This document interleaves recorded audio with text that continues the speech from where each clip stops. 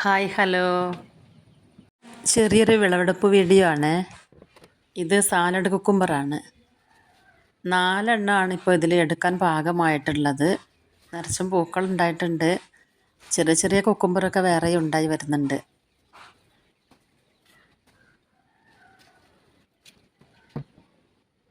ഇത് മീറ്റർ പയറാണ്. പയറായി വരുന്നേ ഉള്ളൂ. നിറച്ച് പൂക്കളൊക്കെ ആയിട്ടുണ്ട്. വിത്തിൻ്റെ ഗുണക്കുറവാണോ ഇനി വളത്തിൻ്റെ പോരായ്മയാണോ എന്നൊന്നും അറിയില്ല. വേണ്ടത്ര ഉഷാറ് കാണുന്നില്ല. ഒരു 4-5 എണ്ണം ആയിട്ടുണ്ട്. അതെടുക്കാം.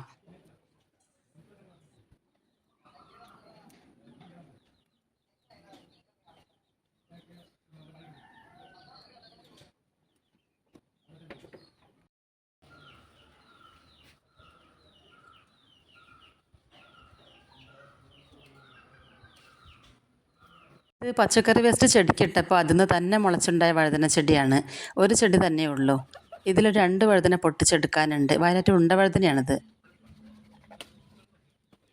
ഇത് മാലിമുളകാണ്. ഇത് ഞാൻ 2 വർഷം മുമ്പ് ഓൺലൈനായിട്ട് വിത്ത് വാങ്ങി നട്ടുപിടിപ്പിച്ചതാണ്.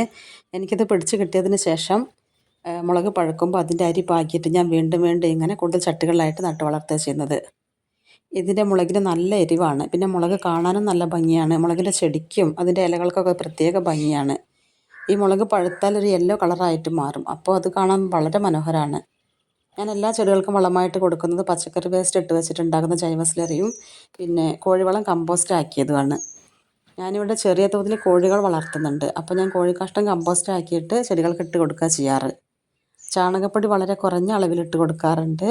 ഉണങ്ങിയ ചാണകപ്പൊടിക്ക് നല്ല വില ആയതുകൊണ്ട് വളരെ കുറഞ്ഞ അളവിൽ മാത്രമേ വാങ്ങിക്കാറുള്ളൂ.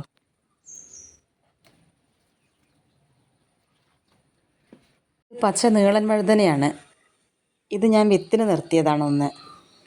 ഈ വഴുതനയ്ക്ക് നല്ല ടേസ്റ്റാണ്. ഒരു മെഴുക്ക് പുരട്ടി ഉണ്ടാക്കാനൊക്കെ ഒരു 3-4 എണ്ണം കിട്ടിയാലും മതി. ഇതിപ്പോൾ ഇതിൽ 3-4 എണ്ണം പൊട്ടിക്കാനായിട്ടുണ്ട്. എല്ലാത്തിലും നിറയെ പൂക്കളുണ്ട്. ചെറിയ ചെറിയ വഴുതനക്കുട്ടികളൊക്കെ ഉണ്ടായി വരുന്നുണ്ട്.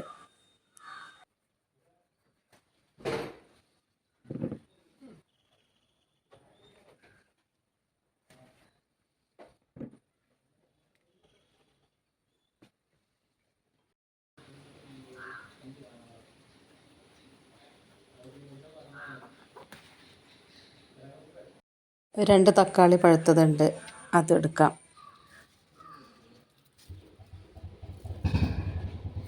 ഇത് സിറമുളകാണ്. ഒരു 5-6 എണ്ണം ഇതും പറിക്കാം.